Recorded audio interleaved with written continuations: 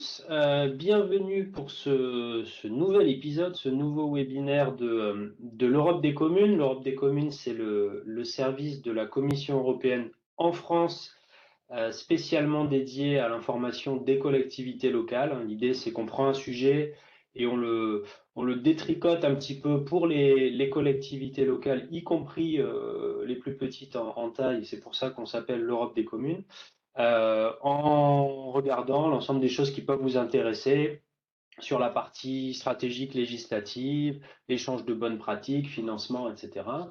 Aujourd'hui, on va parler de réseaux de chaleur. Les réseaux de chaleur, c'est quelque chose de très important et assez régulé et réglementé au niveau européen. On va y revenir, qui fait partie des objectifs stratégiques prioritaires depuis déjà un petit moment, notamment avec l'objectif de décarbonation en tête et l'objectif d'efficacité énergétique, parce qu'on sait que les réseaux de chaleur sont très bons à la fois pour intégrer des renouvelables, sortir du fossile et pour améliorer notre efficacité énergétique. Mais je pense qu'on a eu quand même un petit coup d'accélérateur aussi, assez récemment, en 2022 évidemment, dans le contexte géopolitique, où on se rend compte que comme d'autres outils, ce sont aussi des outils vraiment stratégiques, j'allais dire quasiment géopolitiques, pour réduire notre dépendance aux énergies fossiles de manière générale. On va faire un portrait assez large. On a la chance d'avoir un très beau plateau virtuel aujourd'hui. Merci à tous nos intervenants d'avoir pris le temps de préparer et d'être là aujourd'hui. On va démarrer avec Margot Pinault, qui est à la DG Énergie à la Commission européenne, qui va nous faire des rappels un petit peu stratégiques sur les réseaux de chaleur dans la stratégie de transition énergétique climatique européenne, et des rappels réglementaires assez précis sur les principaux textes à garder en tête, et peut-être aussi les choses à anticiper un petit peu pour vous dans la planification de vos projets au niveau local. Euh, on passera du côté de Eva, pour Eva Lopez pour la Convention des maires, où on zoomera sur votre campagne Cities Heat Detox. Qu'est-ce que c'est et en quoi et comment les collectivités locales peuvent et devraient s'en saisir. Ensuite, de façon assez complémentaire, et puis peut-être qu'on discutera un peu de l'articulation Convention des maires Energy Cities, mais on passera du côté de Julien Joubert pour creuser un peu les outils et l'accompagnement aussi, qui peut être mis en place grâce au réseau Energy Cities. Et puis on terminera avec Marie Sergent de l'ANCT, avec un panorama plutôt là vraiment côté financement européen de ce qui peut être financé à travers la politique de cohésion en la matière. On prendra des questions après chacun de ces blocs. C'est assez riche, donc bon, peut-être qu'on débordera un peu, mais surtout, on ne pourra pas tout prendre forcément comme question. Ce qu'on fait dans ce cas-là, c'est qu'on remet à disposition de toute façon une FAQ avec les questions qui n'auraient pas trouvé leur temps de réponse pendant le webinaire. Voilà, je ne prends pas plus de temps. Margot, c'est à toi. Merci Pierre. Bonjour à toutes et à tous. Je vais essayer alors de partager ma présentation. Un instant, s'il vous plaît, ça se connecte. Donc, je me présente, Margot Pinault. Je travaille à l'unité efficacité énergétique de la DG Énergie de la Commission européenne. Pardon, j'essaye de faire ça autrement parce que j'ai un petit souci, à moins que vous pouvez prendre la main et partager mes slides de votre côté, parce que je suis désolée aujourd'hui, le IT n'est pas mon ami. Ça m'apparaît des... Pardon, j'essaie encore. Alors, les Oui, slides. j'essaie. Alors, background. Dites-moi si ça a fonctionné, parce Et que... là, on a quelque chose qui apparaît. Ah, c'est bien. Magnifique. Ce sont tes slides. Super, merci beaucoup. Ouf, c'est toujours au dernier moment que ça fonctionne. Un petit coup de stress avant. D'accord, très bien. Bon, mais je vais commencer avec le cadre plus stratégique parce que bon, on est dans un moment assez spécifique du nouveau mandat de la Commission européenne.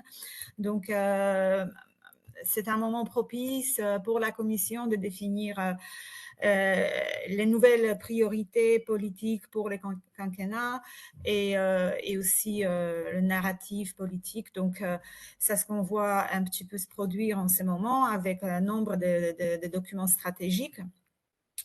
Et notamment, récemment, le 26 février, la Commission a adopté le pacte pour une industrie propre avec un plan d'action pour une énergie abordable. Donc, ces deux documents précisent justement cette stratégie et les actions à venir qui vont être proposées par la Commission. Et dont l'objectif est de lier l'action climatique, l'action de décarbonation avec les actions pour renforcer la compétitivité de l'économie européenne et surtout des industries européennes qui perdent leur compétitivité par rapport aux autres régions du monde. Et la raison ou la cause de cette perte de compétitivité, entre autres, ce sont les prix de l'énergie qui sont élevés, plus élevés qu'ailleurs, et qui sont instables. Et la dépendance de l'Europe vis-à-vis, en ce qui concerne les importations des combustibles fossiles, qui créent d'autant plus voilà, d'instabilité, d'un climat incertain. Donc effectivement, les prix et les coûts de l'énergie est dans le centre de l'attention afin de pouvoir remédier à ce problème de perte de compétitivité. Margot, je t'interromps juste une seconde. Est-ce que tu peux mettre tes slides en grand écran pour qu'on voit mieux? Ah, je l'ai fait, mais je ne sais pas pourquoi ça n'apparaît pas alors chez vous. C'est peut-être que de mon côté, mais j'ai l'impression que non, on voit l'ensemble des slides.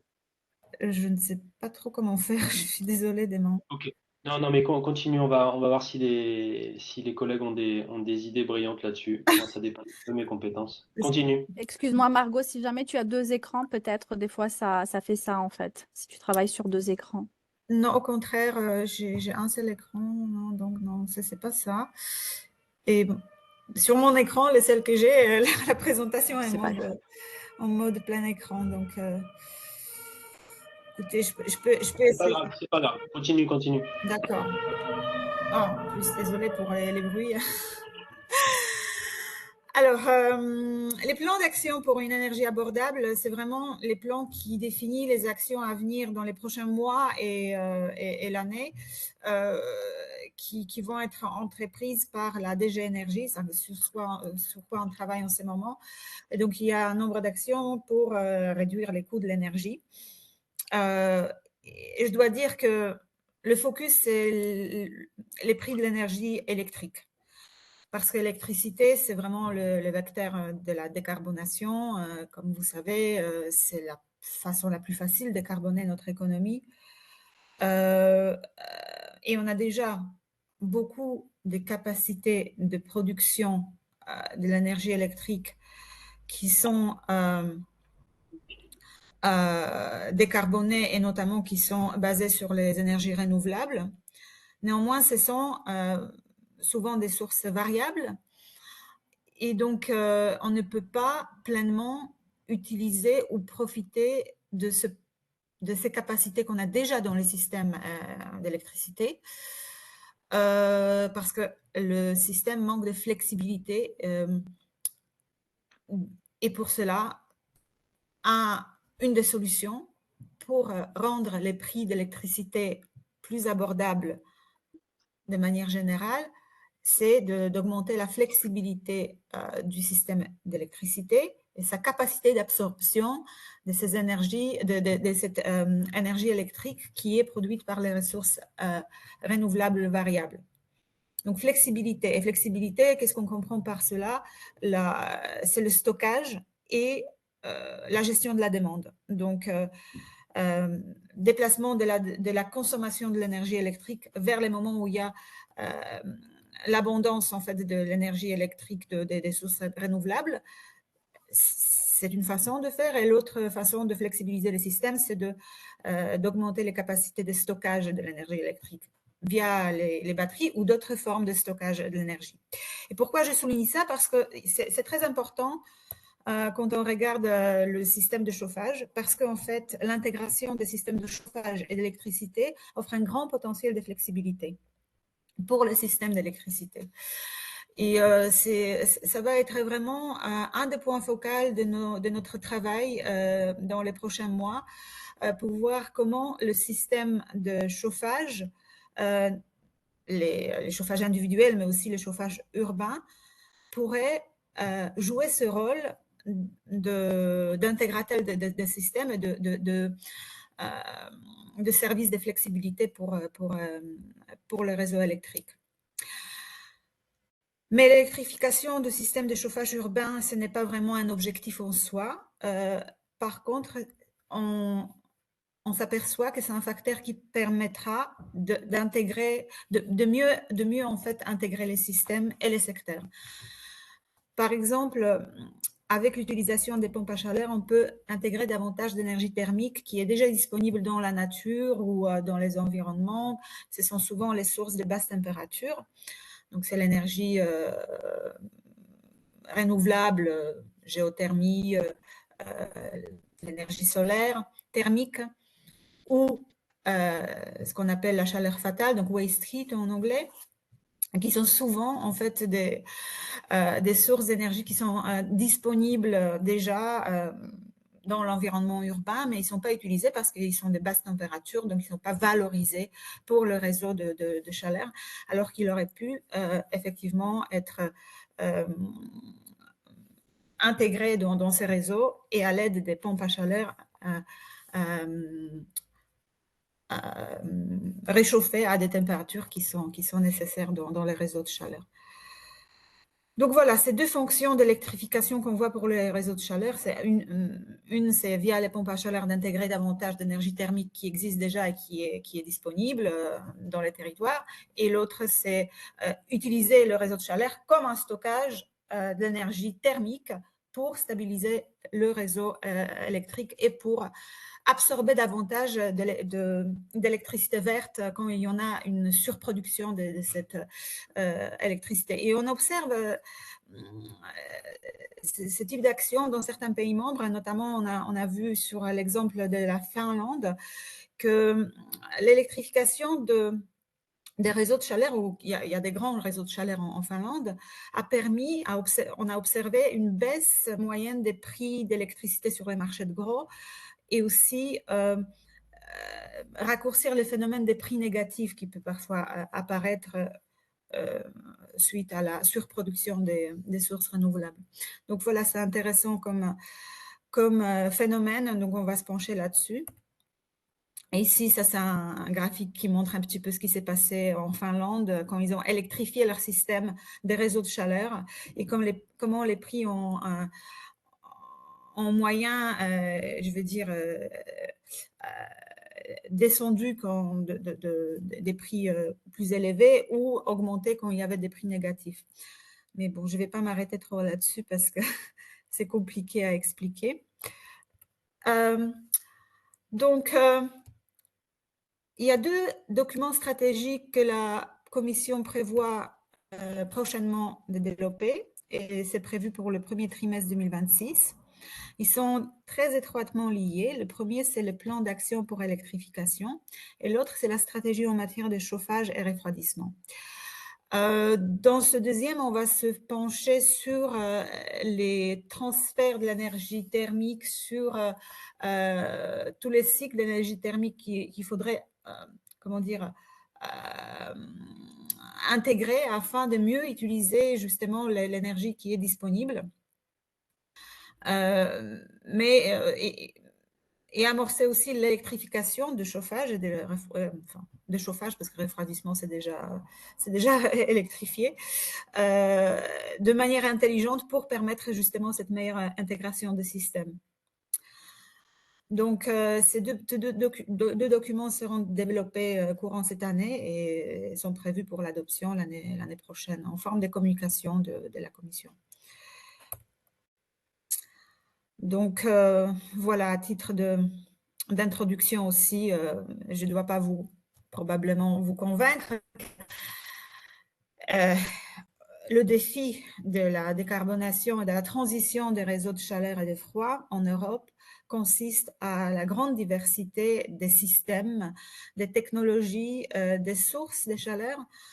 Quand on regarde déjà comment ces réseaux sont développés à travers de l'Europe, on voit bien qu'ils sont très bien développés dans certaines régions, en nord de l'Europe où il y a le climat qui est assez froid, ou à l'est de l'Europe où c'est un héritage des temps du communisme, où la façon collective de produire et approvisionner la chaleur était quelque chose dans la tradition. Tandis que dans les régions du Sud, dans les pays membres, enfin les États membres qui sont au sud de l'Europe, il y a beaucoup moins de réseaux de chaleur.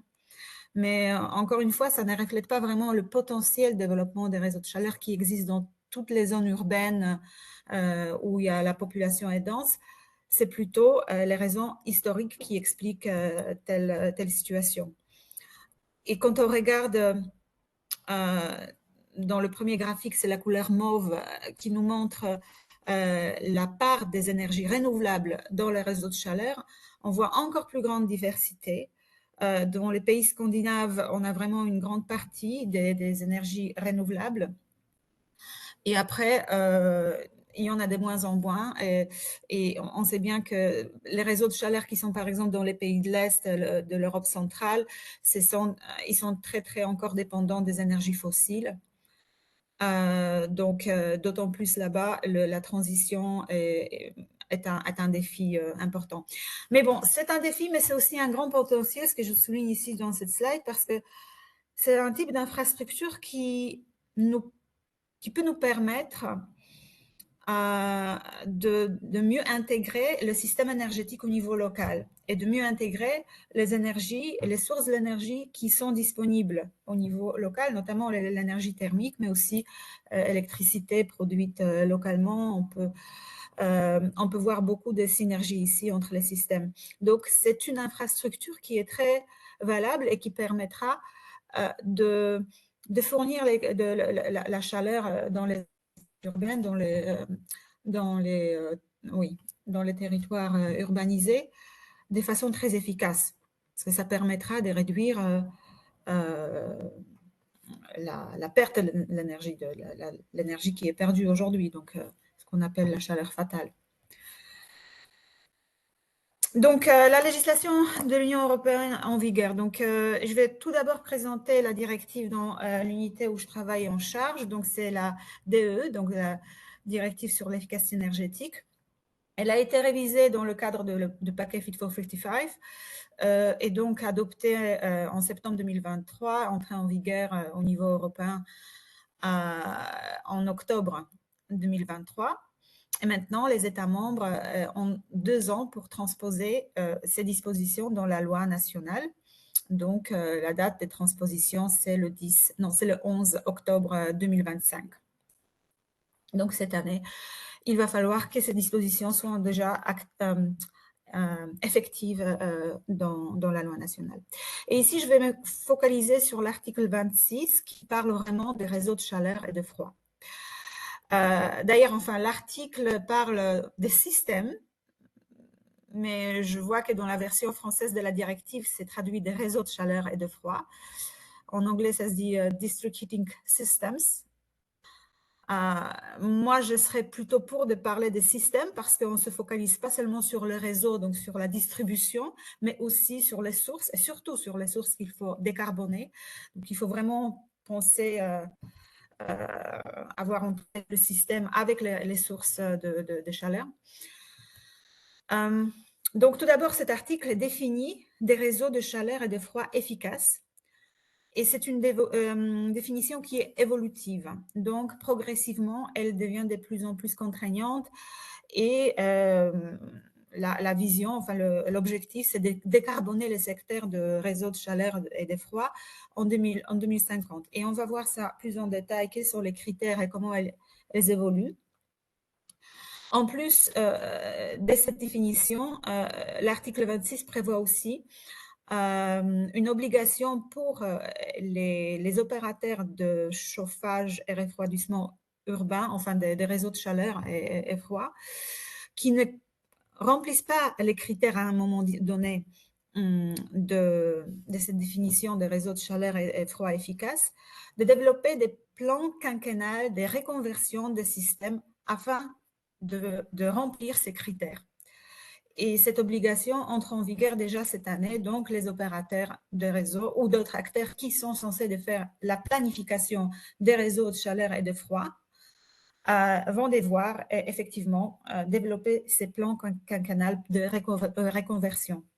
Et il s'agit de systèmes qui sont au-delà de 5 MW. Donc voilà, c'est cette puissance du système qui est le seuil minimal pour être soumis à cette obligation. Je voudrais juste vous dire que ce qui est très aidant dans l'interprétation de cet article, qui est vraiment très technique et très complexe, ce sont les lignes directrices que la Commission a adoptées l'année dernière. Donc, on a des lignes directrices pour l'interprétation de l'article 26. Ce sont des documents que la Commission a issus développe surtout pour les États membres, les législateurs nationaux, pour l'interprétation et savoir comment transposer, comment la Commission interprète en fait les dispositions de la directive pour les guider un petit peu dans la transposition et implémentation. Néanmoins, pour la mise en œuvre dans le terrain de cet article, je pense que c'est très très utile aussi pour tous les acteurs, pas seulement les législateurs, parce que ici, les obligations sont mises directement sur les acteurs du secteur, donc les opérateurs de systèmes. Donc, je recommande en fait cette recommandation de la Commission 2024/2395 si vous êtes intéressé de connaître davantage ces dispositions. Donc, cette définition évolutive des systèmes de réseaux de chaleur et de froid efficaces, comme vous voyez, elle évolue par pas et intègre de plus en plus de l'énergie thermique de sources renouvelables, de l'énergie renouvelable ou de la chaleur fatale, ou de la combinaison des deux. Donc ça, c'est la partie verte. Et aussi prévoit jusqu'à un certain moment la participation de la cogénération à haute performance ou à haut rendement, je pense que ça se traduit comme ça en français, High Efficiency Cogeneration. Donc les critères de cette cogénération sont décrits aussi dans la directive, dans l'annexe 3. Il s'agit d'une cogénération qui permet de économiser 10% de l'énergie primaire par rapport à la production séparée de la chaleur et de l'électricité. Donc, s'il y a 10%, c'est déjà le seuil qui permet d'être qualifié pour High Efficiency Cogeneration. Néanmoins, en plus de ce seuil, à partir de cette année,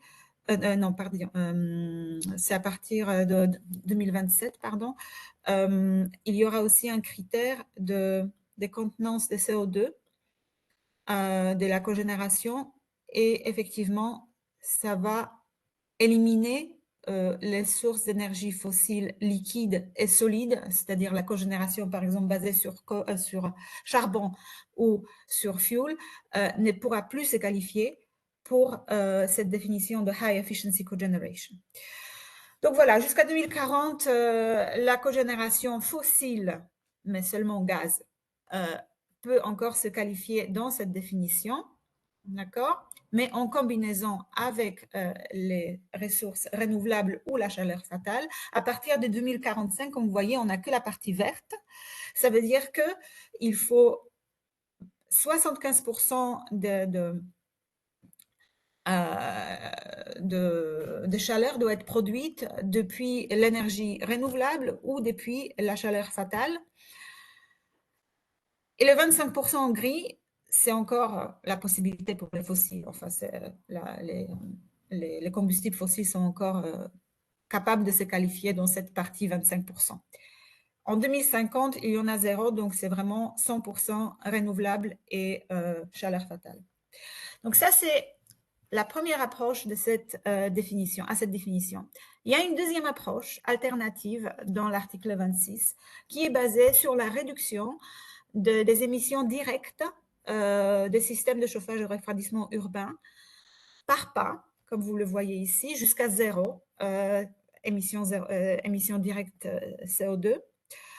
Et ce sont des émissions qui sont comptées sur kilowattheure de l'énergie thermique fournie au consommateur final. Donc, après les pertes dans le réseau, après les pertes dans les conversions, c'est vraiment la contenance de CO2 dans la chaleur fournie au consommateur final.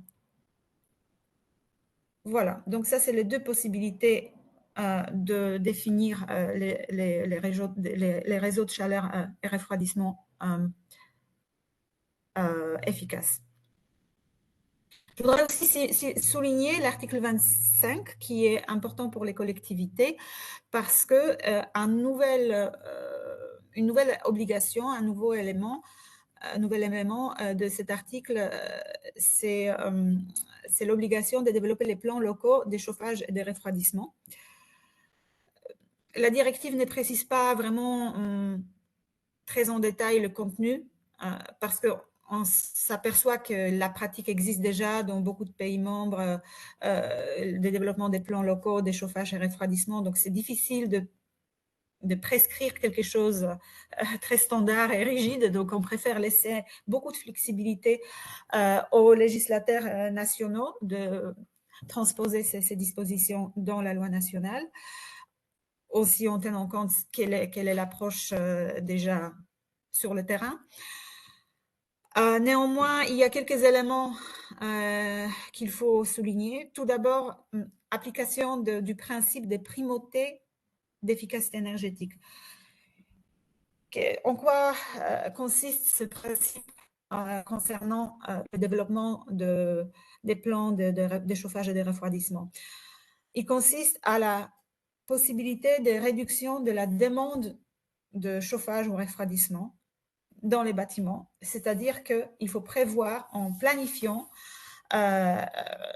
l'approvisionnement en chaleur et refroidissement dans le futur, quelle va être la performance énergétique des bâtiments dans le futur, tenant en compte qu'on va quand même améliorer, on a l'objectif d'améliorer et décarboner les bâtiments. Donc, on doit commencer par ce calcul-là, quelle va être la demande après la rénovation des bâtiments, parce qu'elle va être réduite. Et seulement après, il faut prévoir en fait les capacités de production de chaleur et de refroidissement.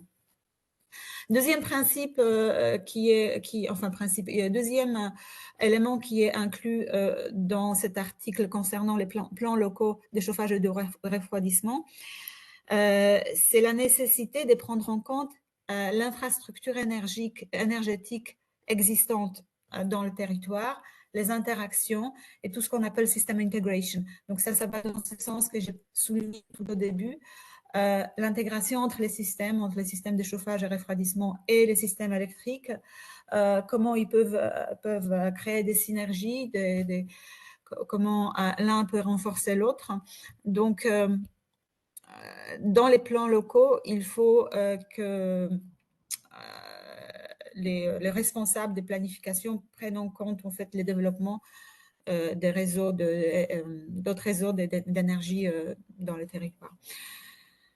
Et après, d'autres éléments, ils sont assez généraux, enfin, je dirais.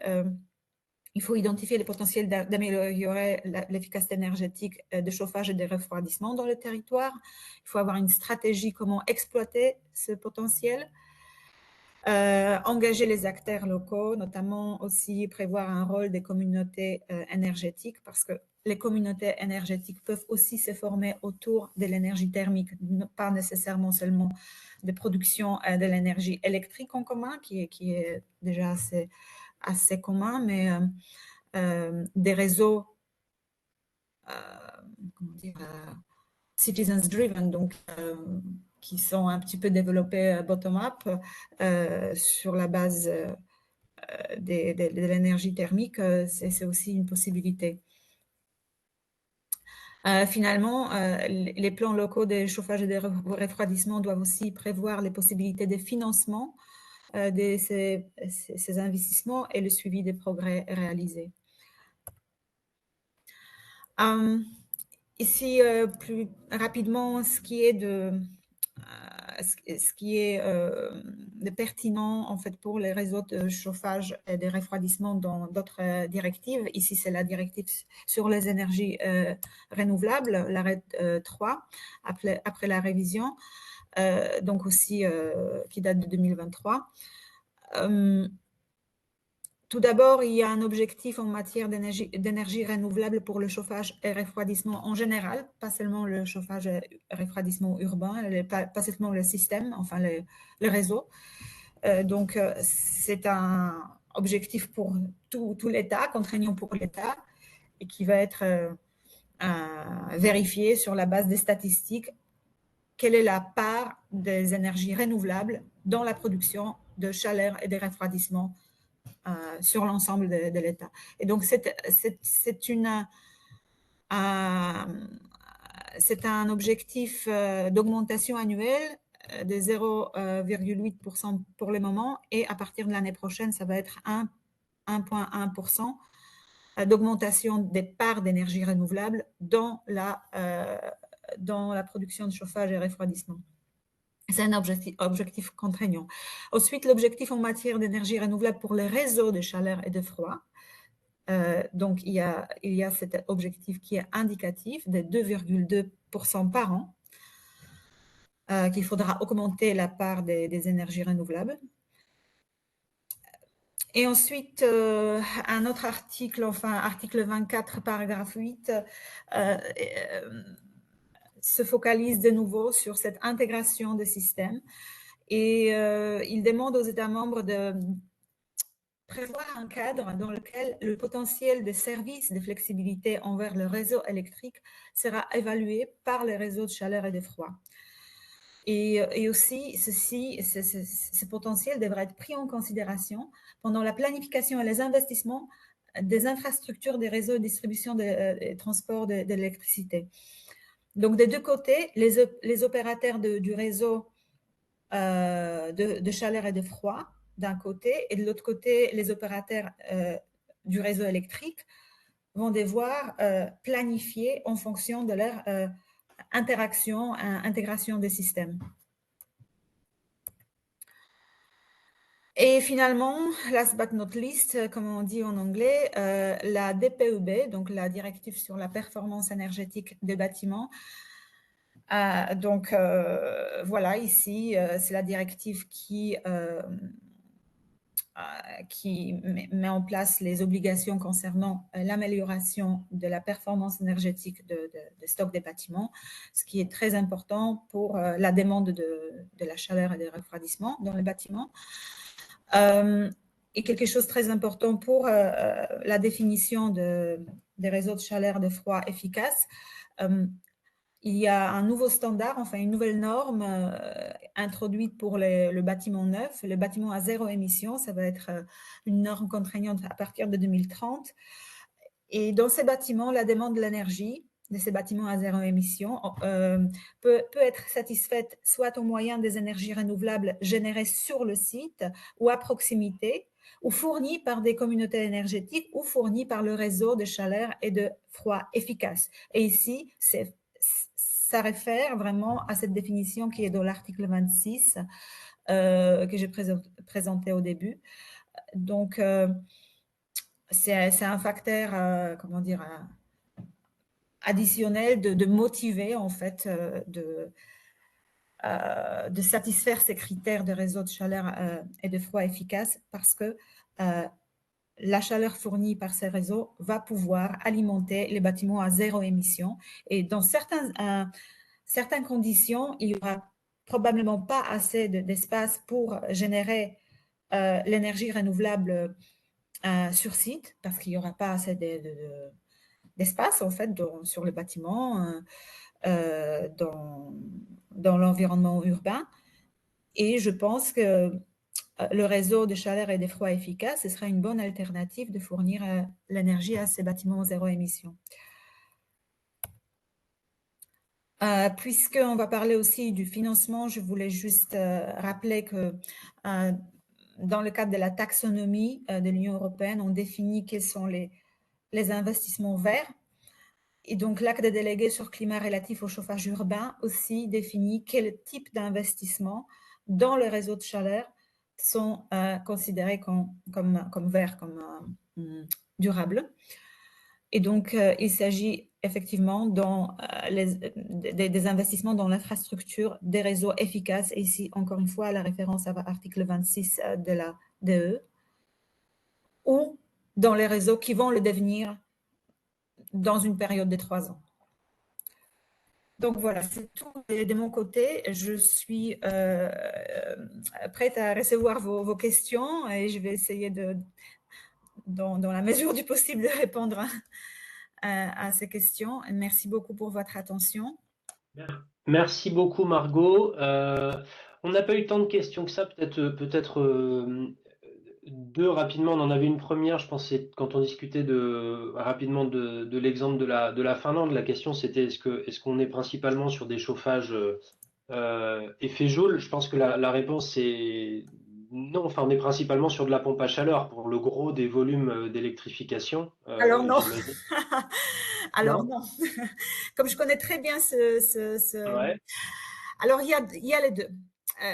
Il faut dire que la Finlande a prévu ça et ce n'est pas plus mal parce que je dirais que c'est deux types de services différents que ces capacités électrifiées vont servir. Tout d'abord, il y a les pompes à chaleur pour produire la chaleur dans la base, donc ce qu'on appelle le Voilà, base load, le volume. le volume. Et ensuite, pour stabiliser le système électrique, il y a les e-boilers. Donc, il y a voilà, effet Joule, comme tu dis, donc les chaudières électriques, tout simplement. Mais pourquoi? Parce qu'ils ont un temps de réaction très rapide et ils ont une très grande capacité. Et ce n'est jamais en fait utilisé pour produire en continu la chaleur. Non, c'est pour stocker. Et c'est vraiment pour les réserves. Donc en fait, ce qui se passe, ces systèmes joignent les deux pics.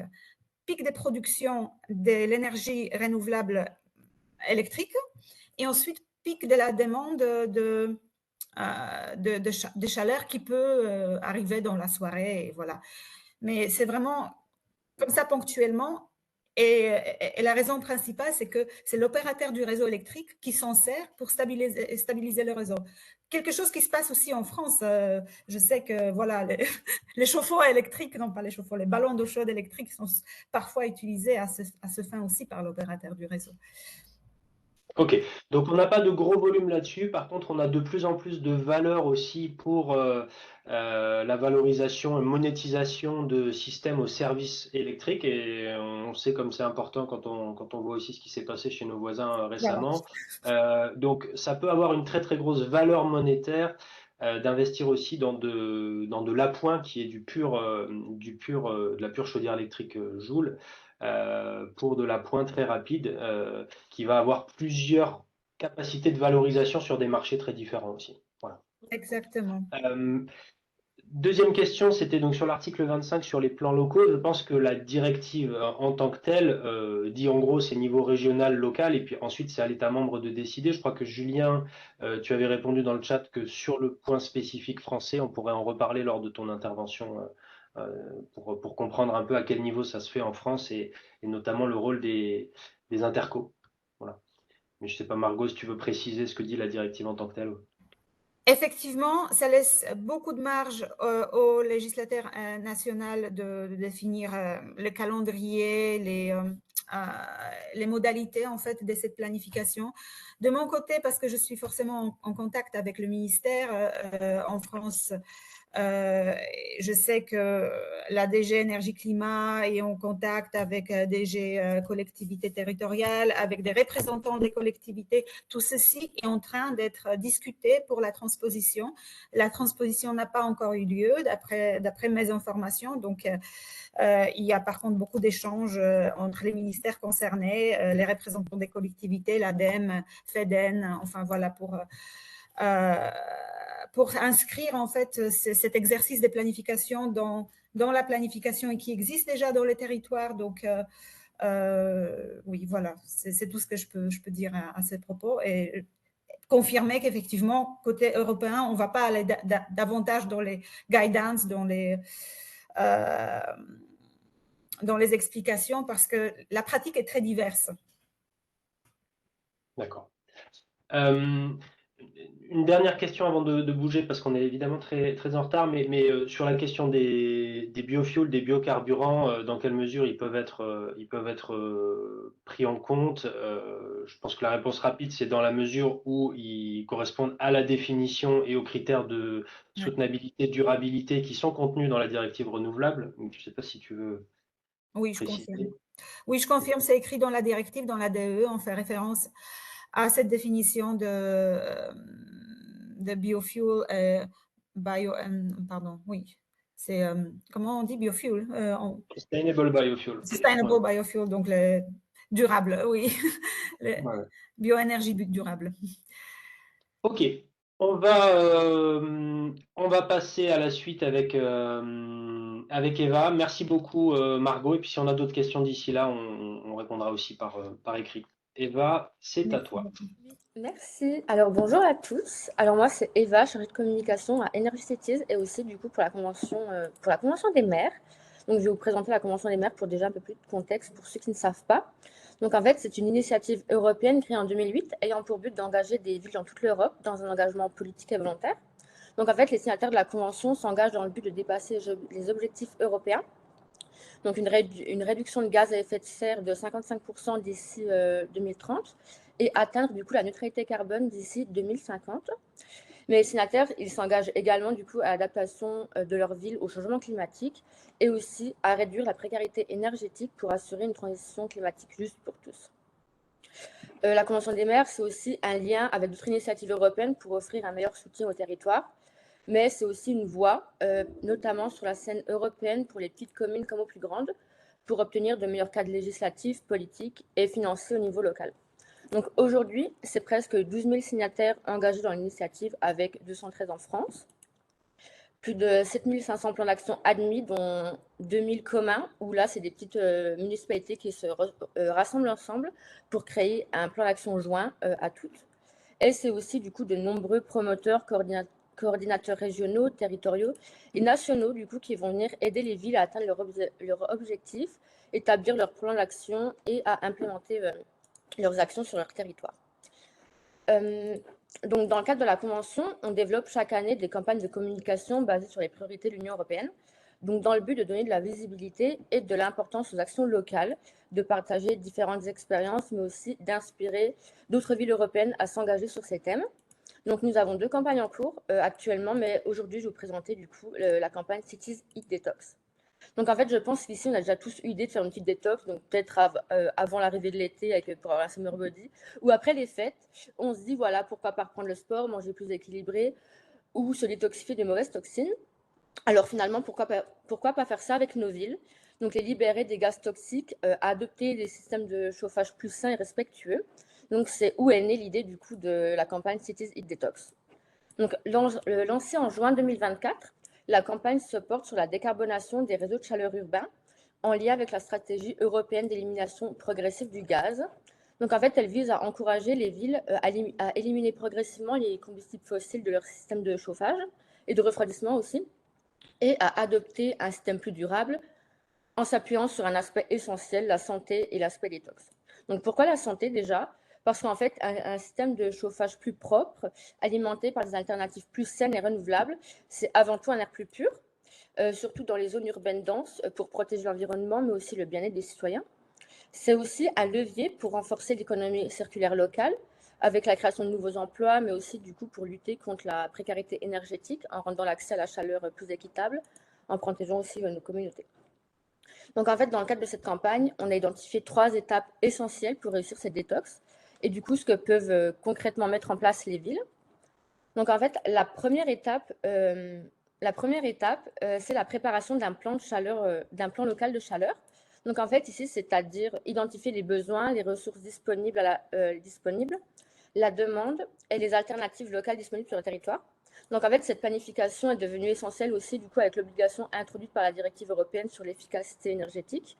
En effet, maintenant, les villes de plus de 45 000 habitants doivent désormais établir un plan de chaleur et de froid. Donc en fait, un bon exemple que nous avons ici, c'est Munich, qui grâce à ce travail de planification, la ville en fait, elle a pu clarifier ses possibilités d'action et lancer des projets concrets sur son territoire tout en renforçant la confiance des résidents, mais aussi des fournisseurs d'énergie et les parties prenantes dans ces projets. Ensuite, en deuxième étape, donc pour une détoxification plus efficace, en fait, il convient aux villes de développer, d'étendre ou de rénover du coup les réseaux de chaleur urbains collectifs là où c'est possible.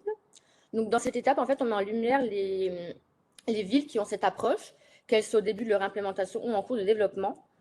Ici, je peux vous parler de Besançon, par exemple, où son réseau de chaleur collectif alimente tout un quartier. Donc, c'est presque 15 000 foyers qui bénéficient et plus de 80% de son énergie provient de sources renouvelables. Et la dernière étape qu'on a identifiée pour cette campagne, c'est où l'aspect detox prend tout son sens. Donc, en fait, une fois les ressources locales identifiées, les villes peuvent se libérer des énergies fossiles en développant un mix énergétique plus sain, plus propre et plus durable. Donc en fait, ici on les a illustrés avec nos petites boissons de détox, comme vous pouvez voir sur la slide, pour montrer en fait la diversité des solutions locales. Donc en fait, chaque ville dans la campagne est mise en avant avec son petit mix, combinant les bases d'un chauffage sain, comme le chauffage urbain collectif, les pompes à chaleur, avec les ingrédients nécessaires pour son fonctionnement, comme la géothermie, l'énergie solaire, ou les sources d'air, par exemple. Donc ici, comme exemple, on a Marseille qui utilise l'eau de mer pour chauffer et refroidir la ville. La ville aussi possède un réseau exploitant cette ressource locale permettant de réduire ses émissions de CO2 de 80% actuellement.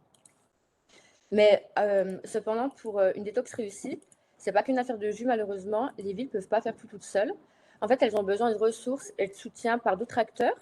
Elles ont besoin, par exemple, d'un accès aux données, des capacités techniques et humaines, un cadre juridique favorable, une clarté technologique, mais aussi un financement évidemment adapté, et surtout un écosystème coopératif et collaboratif. C'est donc en fait toutes des choses essentielles à prendre en compte lorsque les villes décarbonent leur système de chauffage et de refroidissement. Ensuite, comment les villes détoxifient-elles leur chaleur? En fait, notre campagne de communication repose principalement sur le partage d'expériences. Donc, en fait, dans le but d'inspirer notre communauté, on a développé une vingtaine d'études de cas disponibles sur une carte interactive depuis notre site internet, montrant en fait comment les villes détoxifient leur chauffage. En fait, dans ces études de cas, vous pouvez retrouver des informations comme les points forts de leur stratégie, les méthodes utilisées, le rôle du chauffage urbain, mais aussi les principaux défis rencontrés, donc accessibles via le QR code ou sur le site également. Mais c'est pas tout. En fait, la campagne se passe également sur nos réseaux sociaux, avec de nombreux messages de responsables municipaux qui partagent leur expérience. Et on a d'autres contenus qu'on a développés tout au long de cette campagne, avec des chiffres clés, mais voilà. Et aussi retrouvables avec le hashtag CitiesEatDetox sur LinkedIn principalement. Et aussi, on a d'autres contenus comme notre Heat Detox Kit, qui est en fait une compilation de ressources disponibles pour les villes, avec des outils, des rapports en lien avec la décarbonation des réseaux de chaleur, et que les villes aussi peuvent accéder et utiliser pour développer leur réseau de chaleur. Donc du coup, voilà, pour explorer la campagne, vous pouvez scanner le petit QR code sur la slide, et aussi pour en savoir plus sur la convention des maires, et si jamais de devenir signataire de la convention. Voilà, c'est tout pour moi. Merci de votre écoute. Merci beaucoup, Eva, aussi pour le caractère synthétique de ton propos. Je pense qu'on peut aller directement du côté de Julien, parce qu'il y a aussi beaucoup de synergie, de complémentarité, évidemment, et d'articulation entre ces deux structures et ces deux volets. Donc, Julien, je te laisse la parole. Merci. Oui, Julien Joubert, je travaille pour Energy Cities, un réseau européen de villes engagées dans la décarbonation de leur économie. Si on peut avoir la slide suivante, s'il vous plaît. Comme le disait Madame Pinault, c'est vrai que le Fit for 55 et les différentes nouvelles directives sont vraiment une opportunité.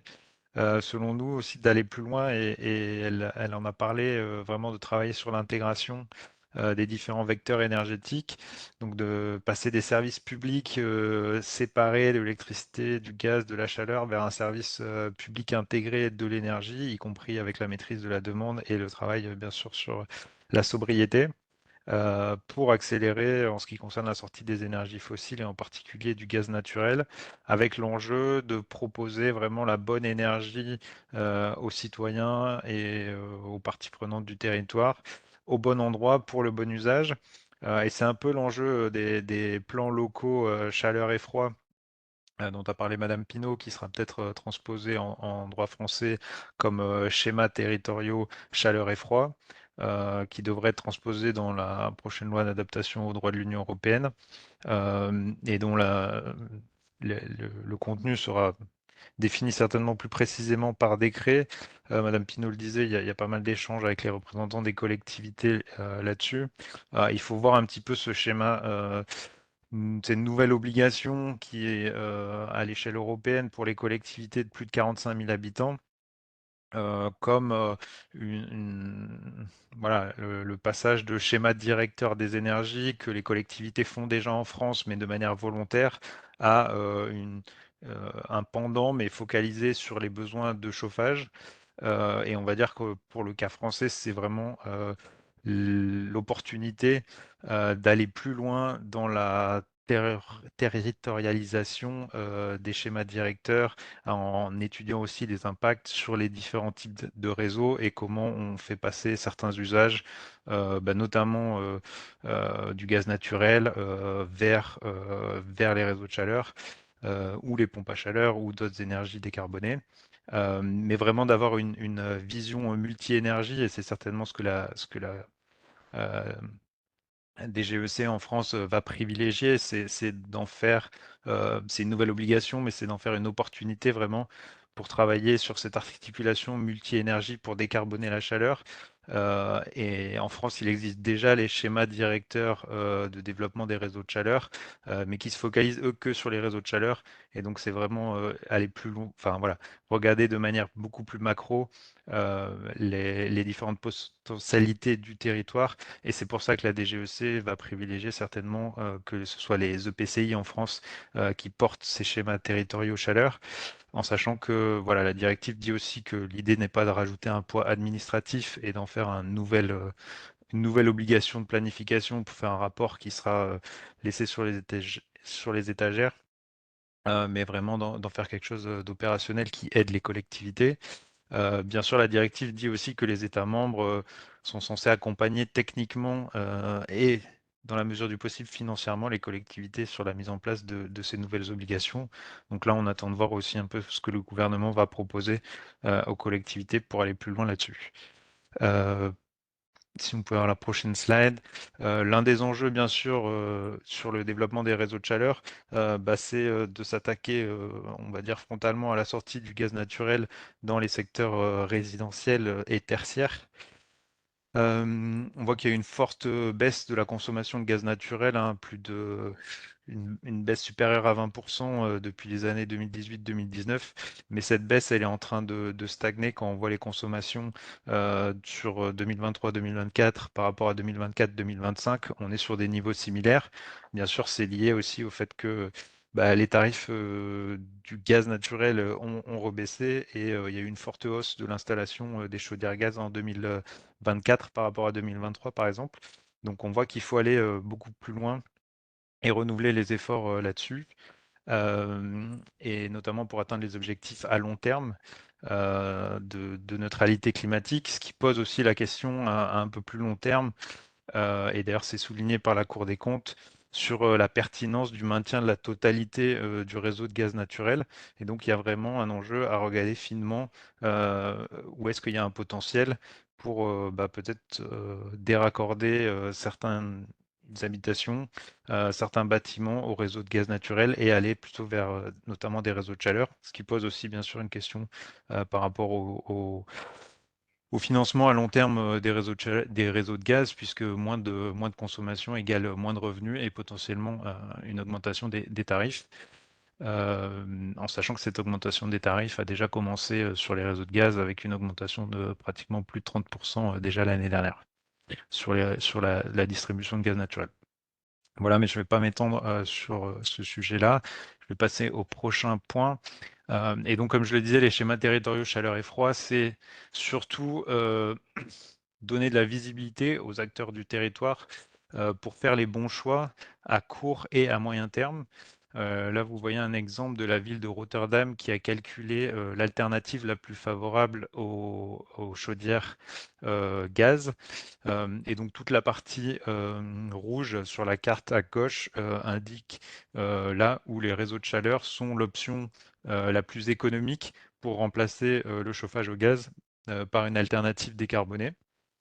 Et ensuite, ils ont traduit ça en une carte de développement quartier par quartier de projets en indiquant quand est-ce que les différents projets de réseau de chaleur pourraient être envisagés pour la collectivité, ce qui permet aux habitants de savoir aussi à quel horizon ils auront une alternative qui leur sera proposée.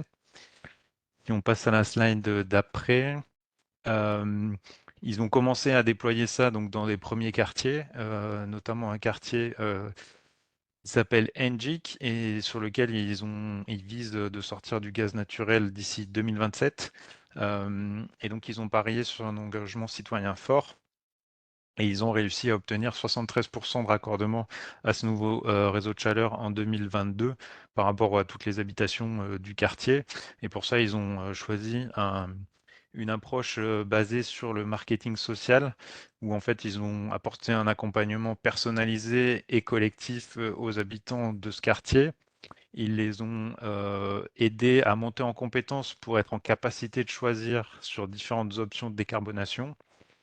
Et puis ensuite, ils ont fait une offre limitée dans le temps, donc avec 4 mois de décision pour les habitants, si oui ou non ils voulaient se raccorder à ce réseau de chaleur, tout en proposant aussi un soutien financier important, de l'ordre de 13 000 euros de subvention, on va dire, des prêts à taux zéro, etc. Tout en sachant qu'à ce moment-là, ils garantissaient du coup ces subventions-là et que d'ici 2027, pour ceux qui ne se connecteraient pas au réseau de chaleur, et ben, c'était pas sûr que les subventions puissent être continuées dans le temps pour ceux qui choisiraient pas de se connecter maintenant. Ils ont aussi travaillé sur l'accompagnement au changement d'habitude, notamment les personnes qui étaient habituées à se cuisiner avec des gazinières. Ils les ont accompagnés vers un changement vers la cuisine aux plaques électriques. Donc là, vous voyez une photo d'un livre de cuisine qui a été créé collectivement avec les habitants du quartier.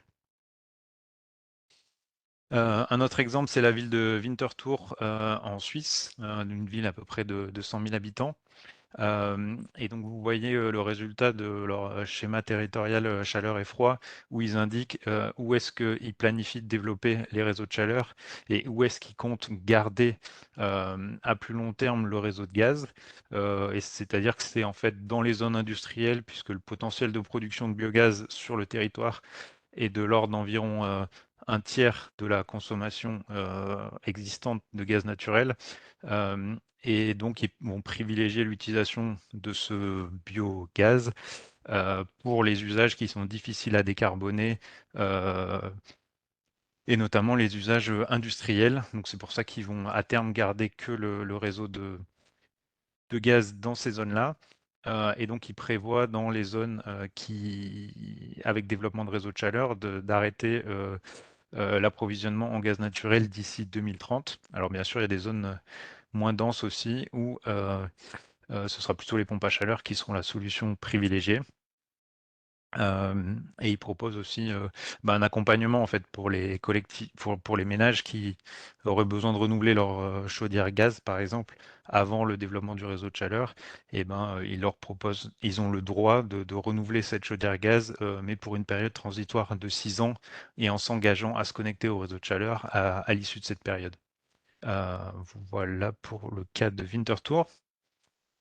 Et si on prend un exemple en France, voilà, c'est des réflexions qui commencent aussi à être travaillées en France, notamment avec l'exemple de Strasbourg, qui a projeté la baisse de la consommation de gaz naturel sur son territoire à horizon 2040-2050 en fonction des différents secteurs et qui a commencé à identifier des zones où il y aurait potentiellement une possibilité de déraccorder certains logements au réseau de gaz via des expérimentations.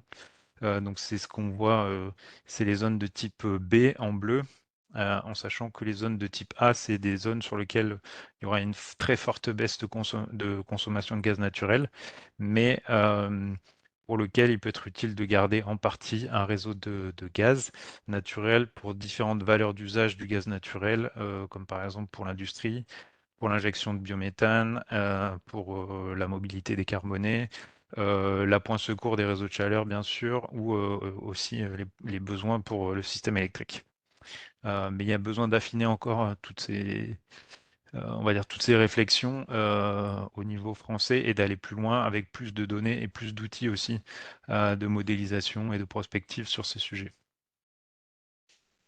Un autre enjeu concernant le développement des réseaux des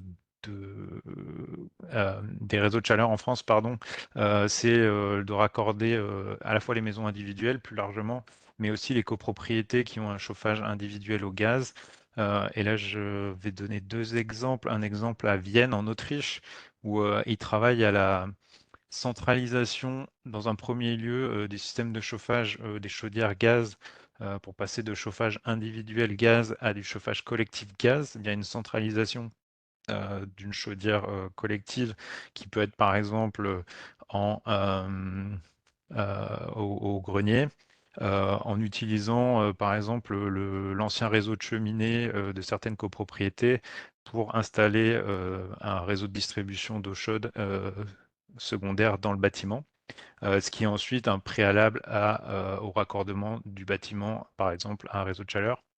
On voit en France de plus en plus d'exemples de rénovation complète de copropriétés avec chauffage individuel qui sont passés sur un raccordement au réseau de chaleur. Donc il y a des exemples, notamment à Angers, dans la ville de Brive, sur l'agglomération de Pau. Et il y a la FEDEN qui a proposé un guide sur ce sujet-là. Donc j'ai mis le lien dans les présentations. Ils ont fait un benchmark des différents coûts qui sont de l'ordre de 6 à 10 000 euros hors taxe par, par, par foyer. Voilà. Et pour finir, un dernier enjeu sur le développement des réseaux de chaleur, notamment en France, c'est de réduire l'utilisation du bois énergie. Vous n'êtes pas sans savoir que la mortalité a fortement augmenté dans les forêts françaises, bien sûr en lien avec le changement climatique qui pourrait avoir un impact encore plus fort dans le futur. Mais il y a vraiment un enjeu d'augmenter la part du bois matériau, du réemploi et du recyclage, et de réduire la part du bois énergie à l'avenir, même s'il faut mobiliser mieux et plus le bois énergie. Le secrétariat général de la planification énergétique déjà alerte sur un décalage entre offre et demande en bois énergie et en bois de manière générale dès 2030. Donc dans le cadre futur du développement des réseaux de chaleur, c'est important vraiment d'essayer de privilégier d'autres sources renouvelables, et notamment, par exemple, le solaire thermique a certainement un potentiel assez fort. On voit qu'en France, pardon, en Europe, l'un des champions du développement du solaire thermique, c'est le Danemark, notamment pour alimenter des réseaux de chaleur, alors que le Danemark, c'est quand même un pays plutôt nordique avec moins d'ensoleillement qu'en France. Et pour autant, ils ont fortement développé le solaire thermique pour alimenter leur réseau de chaleur, donc il y a un potentiel assez fort. Bien sûr, ça nécessite un accompagnement aussi et des aides dédiées et le développement supplémentaire du fonds chaleur certainement. Mais voilà, c'est un sujet important. Et donc pour finir, on pense que c'est important, voilà, que l'État s'engage plus fortement dans le fait de fournir des outils de prospective énergétique locale, de renforcer les moyens humains et financiers des collectivités, mais aussi de proposer des leviers législatifs. Et en lien, vous avez le lien vers plusieurs projets qui ont produit des ressources assez intéressantes sur ces sujets-là, notamment le projet Escalate avec un autre partenaire français, l'Agence de l'énergie et de l'environnement de la région Aura, qui va accompagner 3 collectivités sur le développement de schémas territoriaux chaleur et froid. Un projet Shift aussi qui a produit en français plusieurs guides sur la transition pour la chaleur et un outil de planification européen qui s'appelle Hotmaps. Voilà, merci à vous.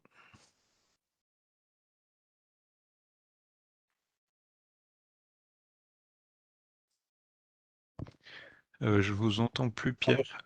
Désolé.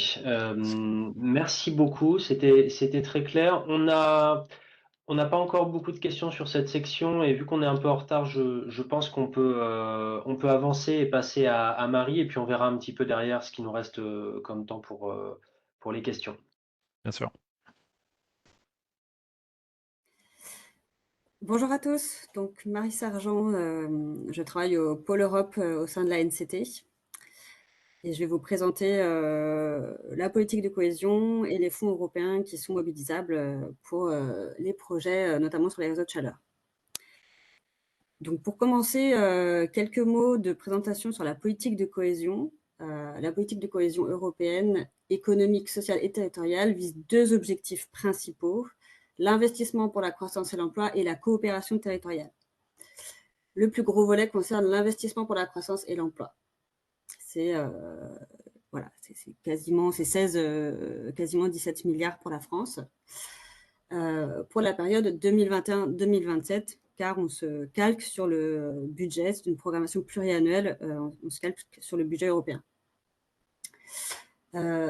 Cette politique, elle est financée par 3 fonds européens: le FEDER, le Fonds européen de développement régional, le FSE, le Fonds social européen, et le FTJ, c'est le Fonds pour une transition juste, qui est le dernier fonds qui est arrivé.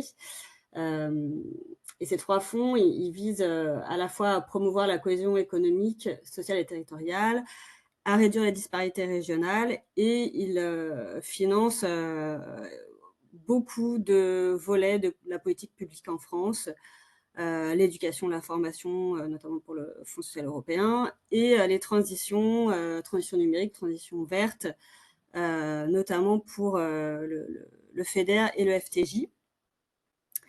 À savoir que pour ce qui concerne vraiment la transition verte, donc le FEDER et une grosse partie du FTJ, ces fonds sont gérés par les régions, donc les conseils régionaux en France, qui en fait définissent les priorités d'investissement, la stratégie d'investissement des fonds européens au regard des spécificités territoriales, économiques, sociales de la région, et elles établissent un programme. Donc, il y a un programme dans chaque région pour le FEDER, le FSE et le FTJ, qui est consultable, qui est public. On va passer à la slide suivante, merci. Vous avez ici les montants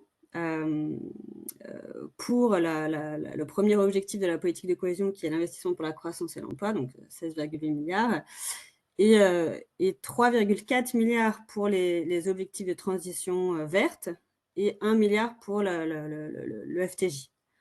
Donc, vous voyez que c'est une part importante qui est allouée à ces sujets-là, à l'échelle de la France. Si on zoome un petit peu plus sur les financements alloués à la transition, vous pouvez voir que le FEDER va soutenir toute une panoplie de mesures: les mobilités urbaines et durables, l'adaptation au changement climatique, l'efficacité énergétique avec la rénovation des logements et des bâtiments publics, notamment la production et la distribution d'énergie renouvelable. Et si on passe à la slide d'après pour le FTJ, voilà, vous avez 1 milliard sur la programmation 21-27, et là qui est vraiment concentré sur quelques territoires qui sont particulièrement émetteurs de CO2. Ce sont les territoires qui émettent, qui concentrent en fait 70% des émissions de CO2, notamment liées à l'industrie. Et sur ces territoires-là, vous avez 1 milliard qui est vraiment dédié à la transition à la fois vers l'emploi, mais aussi des industries pour réduire en fait les émissions de gaz à effet de serre. Donc plus concrètement, si on zoome encore un petit peu sur les réseaux de chaleur, c'est vraiment des montants indicatifs, mais on pourrait dire qu'il y a 88 millions d'euros à la fois de FEDER et de FTJ, mais principalement de FEDER, sachant que ces 2 fonds, ils sont gérés par les régions, et vous aurez les explications dans les programmes et des appels à projets ou une ouverture en fait au fil de l'eau selon les régions, mais mais ces deux fonds sont gérés par les mêmes services au sein des régions. Et ces 88 millions d'euros, là, ils sont dédiés au système de cogénération, au chauffage et refroidissement urbain à haut rendement. C'est-à-dire que là, c'est un montant minimum, en fait. Voilà. Vous pourrez avoir d'autres opérations qui soient programmées sur d'autres domaines d'intervention liés aux énergies renouvelables, mais qui concernent aussi les réseaux de chaleur. Voilà. C'est un montant très, très on va dire, qu'on pourrait dire à minima. Alors, on peut juste rester sur la slide avant. Donc, la majorité des régions, a priori, peuvent ouvrir des appels à projets, des mesures pour soutenir les projets sur les réseaux de chaleur. On va en trouver très peu, évidemment, dans les territoires ultramarins. Et les trois régions qui ont aujourd'hui, hein, ça peut évoluer, mais qui ont fléché les montants les plus importants vers ces projets, ce sont Hauts-de-France et Nouvelle-Aquitaine, notamment Normandie dans une moindre mesure. Voilà, c'est pour vous donner un petit peu une idée. Mais vous pourrez tout à fait trouver d'autres financements ailleurs. Et je vous ai mis quelques exemples des mesures, des typologies d'actions qui sont soutenues. Le FEDER et le FTJ peuvent financer quasiment tout type d'opération, de l'étude jusqu'aux travaux. Et voilà, on va retrouver la création et l'extension d'un réseau de chaleur, l'alimentation de la chaleur par à la fois la géothermie, mais par d'autres sources d'énergie, la création, l'assistance à maîtrise d'ouvrage et l'ingénierie, par exemple polarisation de réseaux de chaleur bois, etc. Donc, je vais vous donner des exemples ensuite après, mais ça vous donne le panel un peu général des actions qui peuvent être soutenues. Donc, premier exemple sur la ville de Pau, enfin l'agglomération de Pau-Béarn-Pyrénées, sur la programmation actuelle, donc 2021-2027. Voilà, il y a un gros projet de 52 millions d'euros qui est programmé avec une aide FEDER de 6 millions d'euros. Et à noter que c'est un projet qui bénéficie du soutien de l'ADEME. Ça, j'ai pu le remarquer en consultant les différents communiqués de presse, mais il est probable que le Fonds Chaleur intervienne souvent en cofinancement du FEDER. Voilà, c'est tout à fait possible. Je pense qu'on pourrait le retrouver si on croisait d'autres projets qui sont soutenus par le FEDER. Voilà, donc vous voyez là, c'est un projet qui a été dont la première phase a déjà été soutenue sur la programmation précédente, et là la deuxième phase sera soutenue lors de la programmation actuelle, 2027. Deuxième exemple, donc un peu plus modeste, la construction d'une chaufferie bois collective avec la connexion au réseau de chaleur. Et là, donc les montants sont un peu moins élevés. La durée du projet aussi un peu plus limitée. Et l'idée est de mettre en place une chaufferie bois avec un réseau qui puisse desservir 7 bâtiments communaux, la cantine, la mairie, etc. Troisième projet, l'autonomie énergétique d'un hameau par pyrolyse, un projet un peu plus innovant. Donc avec un projet dont les dépenses totales s'élèvent à un peu moins de 2 millions d'euros et un taux de financement de 52%. Voilà, donc là, le projet se situe dans la commune de Murs. L'idée, c'est de faire du hameau qu'il soit autonome en énergie. Voilà, je vous lis pas les détails, mais voilà, vous avez quelques données plus précises dans les slides. Sachant que ça, ce sont des projets qui ont été programmés sur la précédente programmation. Donc, autre exemple, la création d'un réseau de chaleur du Grand Parc à Bondoufle, donc en Île-de-France, un projet assez important avec à 3 millions d'euros et un taux de financement à 15%. Donc en 2021, le réseau de chaleur permettra d'alimenter environ 970 équivalents logements. Voilà, donc ça c'était un projet qui avait été programmé sur l'ancienne programmation et que je vous ai mis ici pour voilà, à titre d'exemple.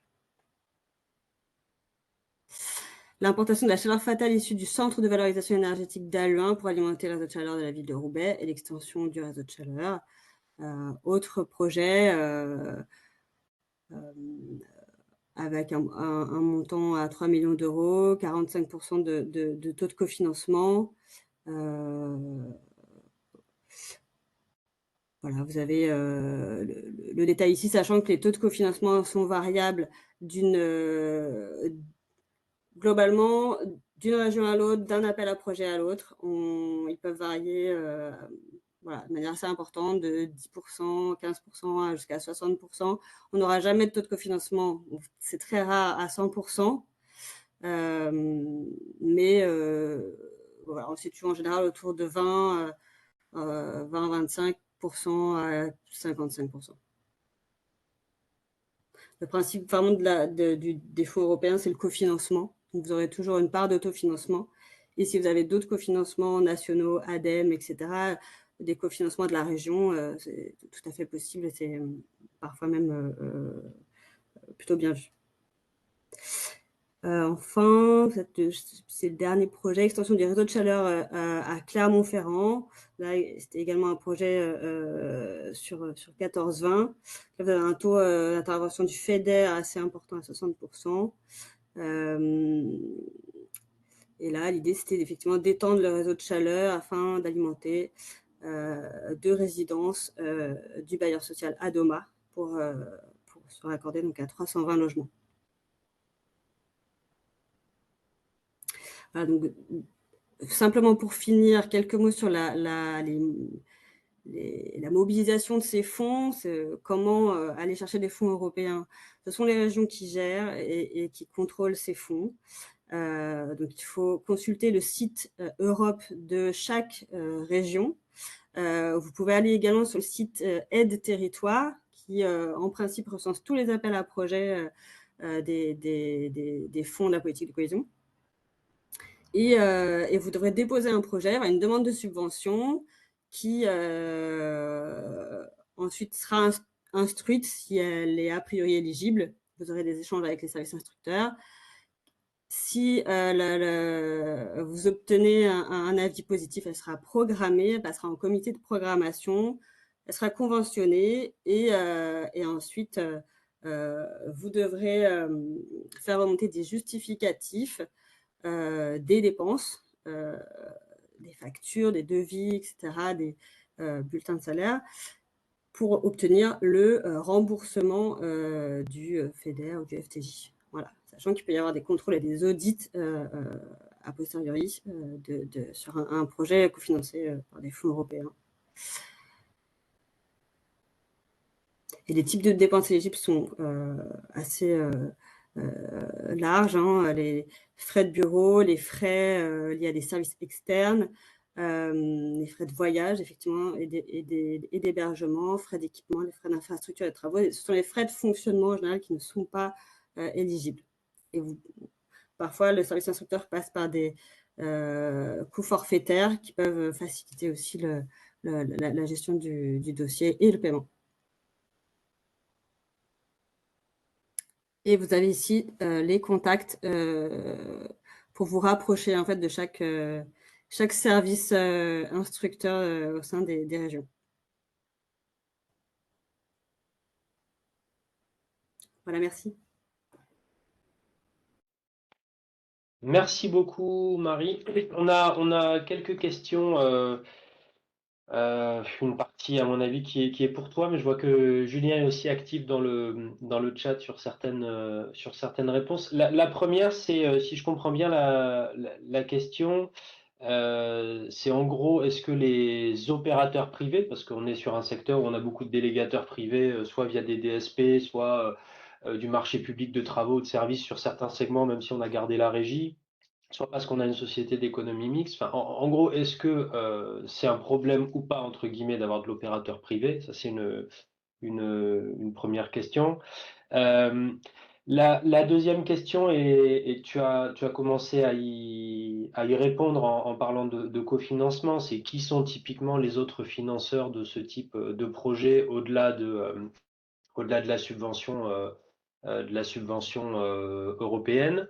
Et on avait une troisième question, peut-être Julien, je sais pas, sur les réseaux techniques. Enfin, on a un exemple de commune, en gros, qui a un réseau à un seul utilisateur, donc pas vraiment un système multi-utilisateur. Est-ce qu'en principe, on a des problèmes d'éligibilité ou pas? Ça fait un premier bloc de questions. Est-ce que Marie, tu peux les prendre? Oui, alors la première, excuse-moi, j'ai pas. Oui, c'était vraiment, enfin, en gros, et c'est le cas souvent sur ces marchés, enfin, si on a typiquement Ah oui. filiale d'un groupe privé qui est l'opérateur du réseau, est-ce que ça marche? C'est le cas souvent, ou est-ce qu'on a vraiment besoin d'avoir de la régie publique pour aller chercher de la subvention européenne? Oui, pardon, excusez-moi. Effectivement, oui, oui, les opérateurs privés peuvent être tout à fait bénéficiaires en fait des subventions FEDER-FTJ via une délégation de service public notamment, mais pas que. En principe, les grandes entreprises on est assez réticents à financer les grandes entreprises, mais c'est pareil, voilà, ça dépend des modalités un peu de contractualisation, voilà, ça dépend de pas mal de choses. Ok. La deuxième question, peut-être, donc, c'était sur typiquement les autres financeurs. Enfin, quelle est notre place dans un plan de financement global d'une extension, d'une rénovation, d'une création de réseaux de chaleur? Oui, alors souvent les fonds européens arrivent en dernier. Typiquement, le fonds chaleur va être positionné en premier. Sur d'autres projets autres que les réseaux de chaleur, ça va être le fonds vert, enfin voilà, peu importe.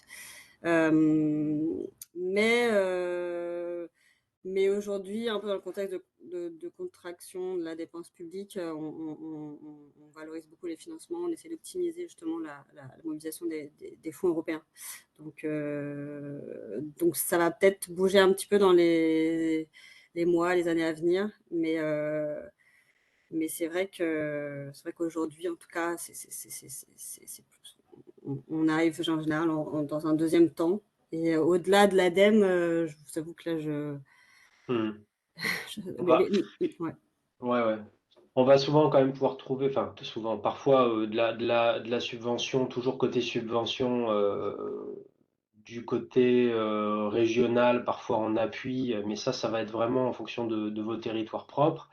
Euh, et puis dans la structure financière, côté opérateur toujours public, bon, il y a du prêt à aller chercher côté Caisse des dépôts, voire de l'apport plutôt sur la structure capital equity sous des formes variées. Et puis après, il y aura toujours de l'apport en capital quand même sur le porteur de projet, bien sûr, à trouver sur la structure de financement.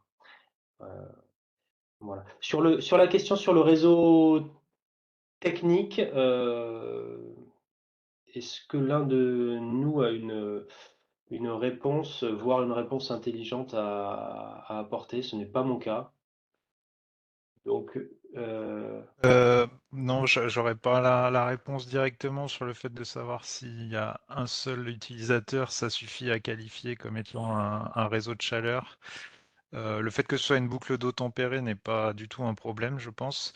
Mais le fait qu'il n'y ait qu'un seul utilisateur, ça peut l'être, notamment si c'est, je ne sais pas comment le réseau se déploie, mais s'il passe seulement dans des parties privées qui appartiennent à la commune et pas forcément sur l'espace public, ça peut peut-être le disqualifier comme un réseau de chaleur, mais il faudrait aller voir plus dans le détail la législation, la définition. on avait un peu plus tôt dans la discussion une question aussi sur le rôle du biogaz, du biométhane, qui est bon là, qui dépasse peut-être un peu plus généralement, mais peut-être pour revenir en tout cas au rôle qu'on assigne au biométhane et au biogaz dans les stratégies européennes. Et je vais aller totalement dans le sens de la réponse que Julien a donnée dans le chat. Il n'y a pas de contradiction de principe. Enfin, c'est-à-dire que c'est éligible dans la mesure où si localement vous avez de la ressource méthanisation du fait de votre territoire, etc. Ça peut être éligible sous les conditions strictes qui sont celles de la législation européenne pour être considéré comme soutenable et renouvelable. Mais que si on élargit un petit peu du biogaz, on a des ressources mobilisables assez limitées. Et dès qu'on projette quand même assez loin, 2040, 2050, en termes j'allais dire, de compétition d'usage, on voit très vite que dans les scénarios, on a tendance à mobiliser en priorité la ressource biométhane dans les usages où on n'a pas d'alternative. Voilà. Et les réseaux de chaleur, on peut avoir des alternatives. Donc, ce n'est pas non d'un point de vue, le droit européen ne le permet pas, c'est plutôt voilà, une projection stratégique un peu à plus long terme qui voit des usages prioritaires ailleurs, et notamment dans des usages industriels, hein, clairement, où on va avoir besoin de la molécule méthane pour garder ces ressources précieuses. Voilà. Je pense qu'on a bien débordé, on a fait plus 50%, c'est pas mal.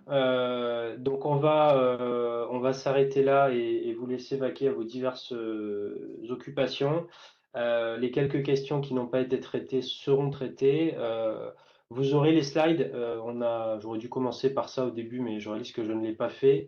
Donc vous aurez les slides, vous aurez même le replay si vous voulez tout re-regarder, y compris les petits bugs techniques au début, et les réponses aux questions. Voilà. Si les intervenants n'ont pas de remarques autres, je vous propose d'en rester là.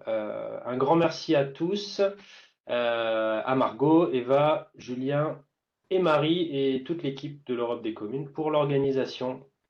Merci et à bientôt. Merci, au revoir. Merci. Au revoir. Merci, au revoir.